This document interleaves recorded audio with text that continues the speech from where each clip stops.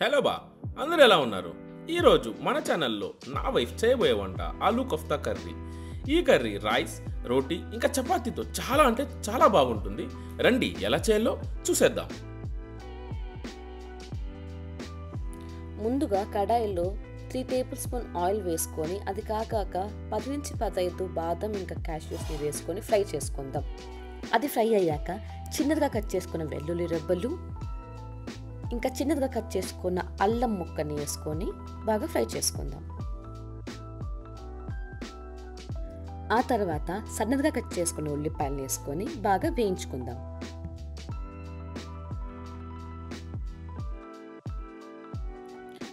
ఉల్లిపాయలు కొద్దిగా గోల్డెన్ రంగుకి వచ్చాక అందులో 2 టమాటాలు చిన్నగా కట్ చేసుకొని వేసుకొని ఫ్రై చేసుకుందాం.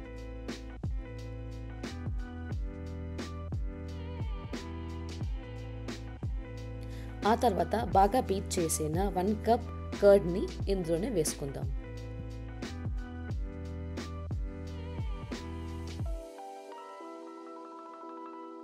ఇవన్నీ బాగా కలుపుకున్నాక మన రుచికి తగ్గన్ని సాల్ట్ వేసుకుందాం.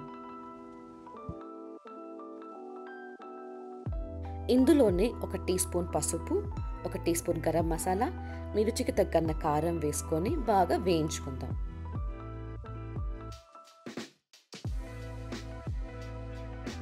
ఒక టీ స్పూన్ జీలకర్ర పొడి కూడా ఇందులో వేసుకొని బాగా ఫ్రై అయ్యాక స్టవ్ ఆఫ్ చేసుకొని ఈ మిశ్రమాన్ని ఒక ప్లేట్లో ట్రాన్స్ఫర్ చేసుకుందాం. చల్లారాక మిక్సీలో వేసుకొని గ్రైండ్ చేసుకుందాం.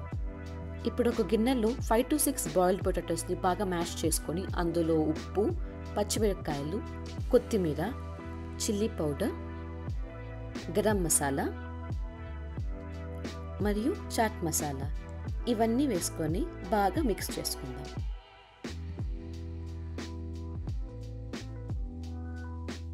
బాగా కలుపుకున్నాక ఉంటలుగా తీసుకొని ప్యాటీస్లా తట్టుకుందాం.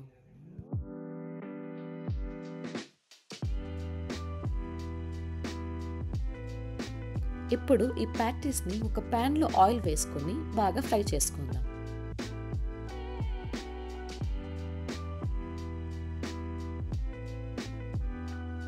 ఇలా ఫ్రై చేసిన ప్యాటీస్ని ఒక గిన్నెలో పక్కలో ఉంచుకుందాం.